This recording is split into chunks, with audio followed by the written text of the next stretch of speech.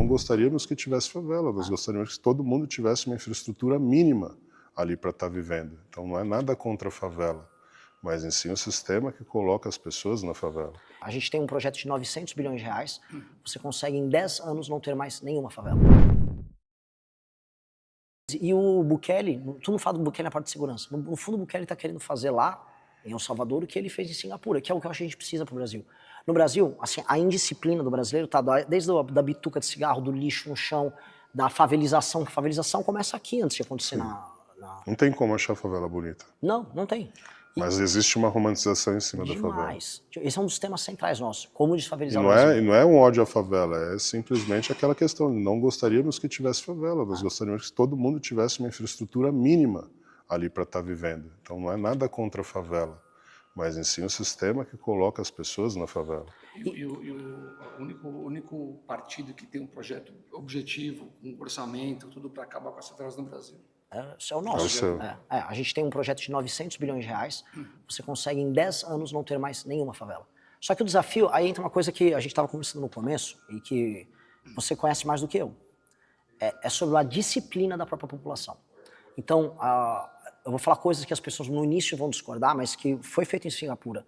Por exemplo, se o cara pichou alguma coisa, ele tem que ser preso por muitos anos, e tem que ser crime inafiançável. Se o cara joga lixo na rua, pega o saco de lixo dele e taca, igual eu vi acontecer no Maranhão. Maranhão, cenas que eu vi, tinha uma favela chamada Coroadinho, o cara chegava com um saco, com o cachorro morto dentro do saco. Ele pegava o cachorro de estimação dele, ele jogava assim no meio da rua.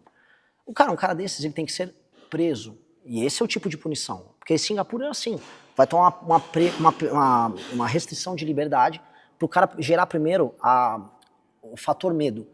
Sabe o que a gente está falando? Às vezes, para você começar a fazer exercício... Só respeito que você tem medo. Exato. Do medo, aí ele começa a criar um hábito. Do hábito você cria uma cultura. E isso é uma geração de disciplina. E eu acho que para a gente desfavelizar, eu tô falando de desfavelização mental do brasileiro, a gente vai precisar fazer isso.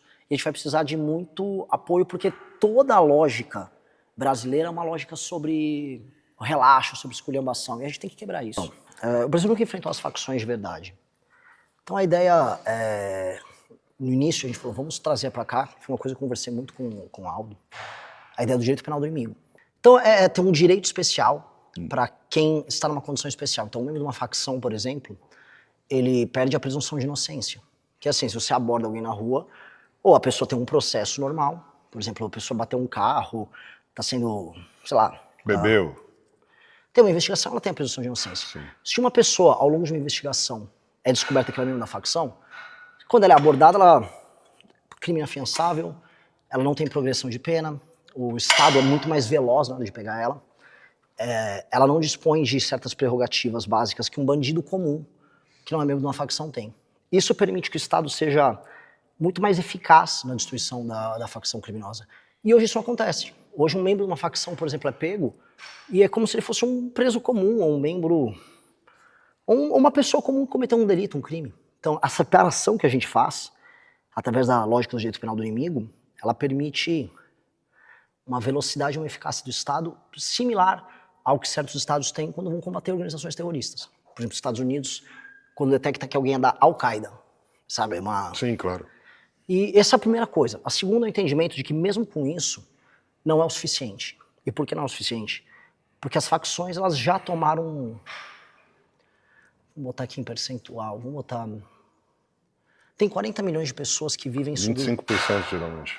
Sob o jugo do crime organizado. Sim. Ou seja, as pessoas têm que alterar a dinâmica de vida delas, tipo, o jeito que ela sai de casa, a regra, se ela pode usar um Uber ou não. Agora mesmo na Rocinha, no Rio de Janeiro, o Comando Vermelho passou uma ordem, se você pedir qualquer aplicativo, Uber ou Uber Moto que tem, você toma tiro. Aí deram uma surra de paulada no morador numa favela lá no Rio agora, porque ele não obedeceu isso. Ele acabou pegando um Uber, ele achou que o Uber ele já estava fora da área do Comando Vermelho. Aí o Comando Vermelho, não, aqui não pode. Deram uma surra de pau no cara. Eles têm um próprio sistema também agora de aplicativo? Tem, e eles estão, assim como quase todos os outros sistemas de internet, gás, essas coisas, eles já que é onde está o faturamento milionário deles. Então, essa é uma situação excepcional em que o direito penal do inimigo se aplica, mas o Estado vai ter que acelerar a atuação dele, porque nós temos que libertar essas mais de 40 milhões de pessoas. E aí entra a ideia, e essa, assim, os outros candidatos, sem querer ser crítico, mas já sendo, Eles estão imitando essas coisas. Eu que trouxe, eu fui o primeiro a trazer a ideia do direito penal do inimigo para o debate público no Brasil. E aí agora os outros estão falando, beleza, ótimo, que todos falem. Agora, a da guerra contra o crime especificamente eu não vi ainda. Que é colocar em estado de defesa, que é um status especial que existe dentro da Constituição, favelas e cidades que estão sob o comando do crime. E aí, com o auxílio das polícias e das Forças Armadas, o governo federal e os governos estaduais entrarem, tomarem esses lugares, colocarem um quartel específico, e aí você sair prendendo, ou, se for o caso, passando fogo nos membros das facções. E ali você liberta essas pessoas. Com uma legislação, aí sim entra o direito penal do inimigo já válido, montar uma nova facção passa a ser muito penoso, passa a ser muito difícil. E é uma guerra que duraria no mínimo 2 anos. Buqueilizar o Brasil. É isso. É fazer o que ele fez e entendendo que o Brasil é diferente. Por exemplo, você vai pegar o PCC. O PCC ele opera no Porto de Santos, opera na Baixada Santista, opera lá para Mato Grosso do Sul com a entrada da droga. Ali você vai ter que usar aeronáutica para pegar os aviões que entram com a droga pela Mato Grosso do Sul. Você vai ter que vai ter que tomar a Baixada Santista inteira. Você vai ter que fazer uma intervenção no Porto de Santos. Então, com o PCC é uma estratégia. Comando Vermelho é recuperação de território. Toma as cidades deles, é igual o jogar War. Então, o governo federal vai ter que fazer uma super estratégia articulada.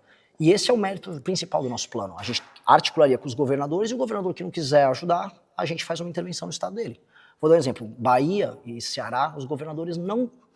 Acho que eles não cooperam na luta contra o crime. Na verdade, minha experiência nesses 2 estados, o que mais me parece é que eles cooperam com as facções. E aí eu tenho que ser cuidadoso, que eu já fui condenado por falar desses governadores, mas eles... sendo cuidadoso, assim, para não tomar processo...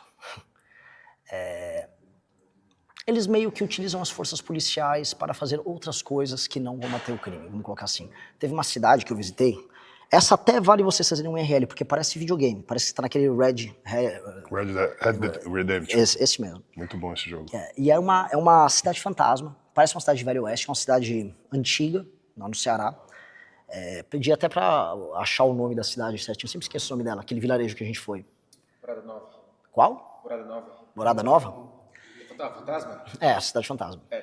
Morada Nova. Morada Nova. Ela é um distrito de uma outra cidade. Você chega lá, por que parece um filme de terror? Todas as luzes estão ligadas na cidade.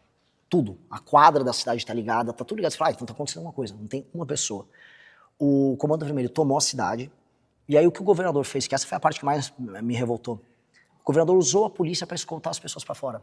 Então a polícia foi chamada, não para pegar os caras de pau, foi chamada pelo governador e falou, retire a população daqui. E aí o Comando Vermelho tomou a cidade. E ali virou uma base do Comando Vermelho. Quando eu fui lá, o Comando Vermelho já tinha sido expulso para os arredores. E a cidade estava só vazia. E aí você andava na cidade, tipo, 11 da noite, meia-noite, um jumento andando sozinho na rua, porco andando na rua, os cachorros das pessoas que ficaram abandonados andando. Cena de filme, assim, ou de videogame, sabe? Animais vagando ali. Animais vagando, um único morador, que era um bêbado, tomando uma cachaça sozinho à noite na rua. Então, isso realmente acontece. Essas coisas não... Elas estão muito mais presentes no dia a dia do que a gente imagina. Sim. O Nordeste, Nós então... tivemos essa noção quando nós subimos para lá, impressionante. Não é? A região Norte e Nordeste... O quanto é largado. O quanto é largado. E os governadores daquela região, eu até tenho uma polêmica comigo que eu falei, os políticos do Nordeste não prestam. Os governadores da região realmente não fazem nada para evitar. Absolutamente nada. O Comando Vermelho toma uma cidade inteira e o governador tá nem ligando. Então, nesses lugares, se o governador não quiser, a gente vai fazer. Então, essa é uma dinâmica de combate ao crime organizado que vai ter um resultado em todo o resto. Porque o ladrão de celular, vamos dizer que o cara roubou o teu celular, ele vai ter que entregar esse celular para alguém, que é o receptador. O receptador já é da facção. E o ladrão de celular, se for pego pela polícia, vai ter que contar com a facção. Então, você não tem mais um ladrão de celular que não seja um faccionado. Então você destruiu o aparato da facção, você faz com que o roubo dessas coisas se torne menor. Roubo de carro também. Então você vai diminuir muito o crime em geral.